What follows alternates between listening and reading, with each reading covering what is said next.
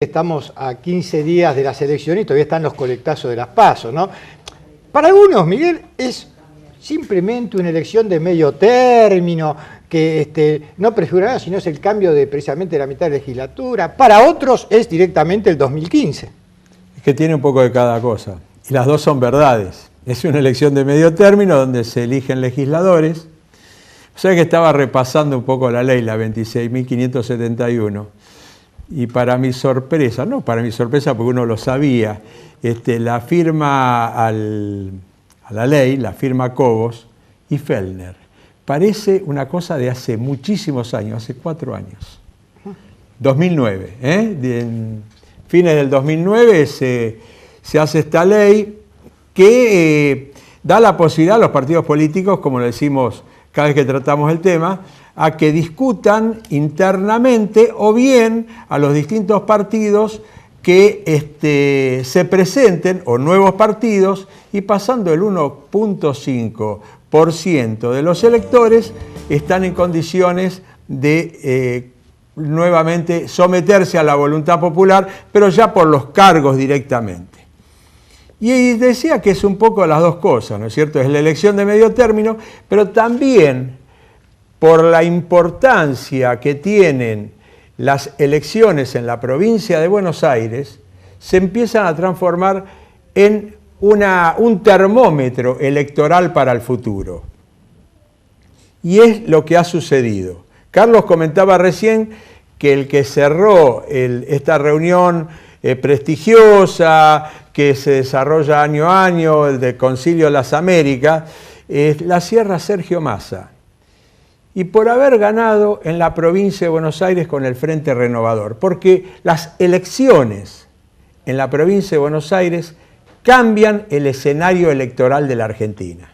Por su importancia, por su peso, casi el 40% de los electores se encuentran en la provincia de Buenos Aires, 11.300.000 electores habilitados, y este es el peso que hace que una decisión en la provincia de Buenos Aires cambie el esquema a nivel general.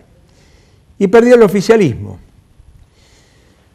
Y las causas, bueno, se siguen analizando y quizás los ítems más importantes son los que se mencionan, o los que se mencionan habitualmente, sean la inseguridad, la inflación, las publicitadas denuncias de corrupción en las que se han puesto de acuerdo todos los medios en levantarlas, de funcionarios, altos funcionarios del gobierno, la precarización laboral y un cierto trato, yo diría descortés, o si se quiere también hay veces con indiferencia, de todos aquellos actores políticos, sociales o económicos que no coinciden con la filosofía del oficialismo.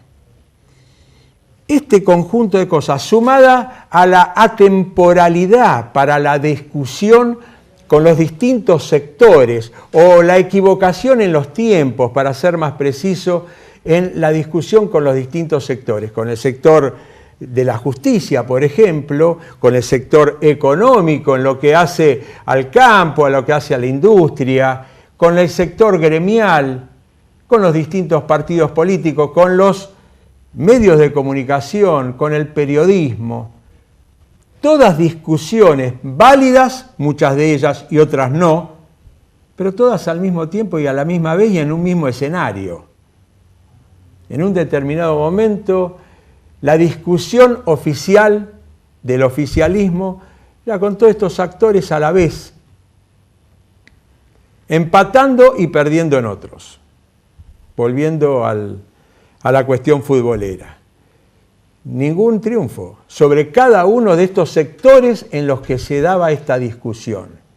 Y en muchos de ellos asociándose los distintos actores en salvaguarda de uno de estos sectores que daba la discusión el gobierno. Por ejemplo, en el caso de la justicia.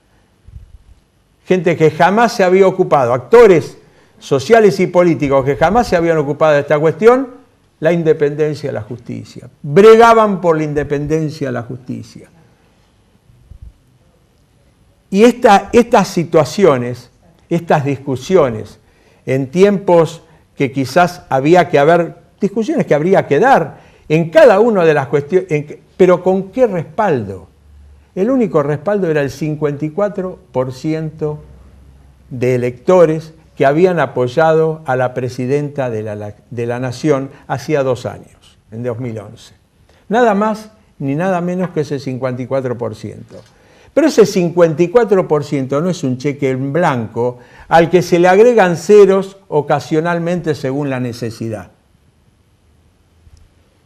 Ese 54%, para mantenerlo, acrecentarlo o tratar de que se disminuya en lo mínimo posible, hay que saber cuál es su génesis, cuáles son sus causas profundas, para que la población en determinado momento adhiera a un determinado proyecto, a un determinado dirigente. El descubrir cuál es esa genética, esas causas profundas por las cuales la sociedad apoya masivamente un proyecto o un dirigente, son los que ayudan a mantener ese caudal electoral. Cuando en cambio el espejo con el cual se mira ese dirigente que ha logrado esa adhesión o ese equipo de gobierno es el espejo del triunfalismo, se transforma en un bolsillo roto en el que primero se pierde el prestigio y después el poder. Y lamentablemente, parte de esto es lo que ha sucedido durante estos 2 años, si no, no hay otra explicación. El conocer de que el pueblo, que la población, no es de nadie, no es menos ahora, no es de un partido político ni de un dirigente, es de aquellos grupos políticos o partidos políticos o frentes políticos que hacen bien las cosas, que aciertan, que le dan respuesta a esa población o que le dan esperanzas de que pueden resolverse esas problemáticas. Lamentablemente, la presidenta no ha sido durante estos 2 años el vehículo para estas respuestas. O por lo menos no han llegado de una forma clara estos mensajes a la población. ¿Y Sergio Massa? Y Sergio Massa ha sido el objeto. Ha sido el objeto que ha utilizado la población bonaerense para decir que no estaba de acuerdo. Largo es el camino que tiene Sergio Massa, quizás más que el que ya ha recorrido, que es mucho, para transformarse de ese objeto que ha utilizado la población bonaerense para decir no estamos de acuerdo, para transformarse en el sujeto, de objeto en sujeto, que sea capaz de encarnar la esperanza de esa población. Octubre quizás sea el primer paso o la primera respuesta, si es capaz de transformarse de objeto en sujeto de la gente.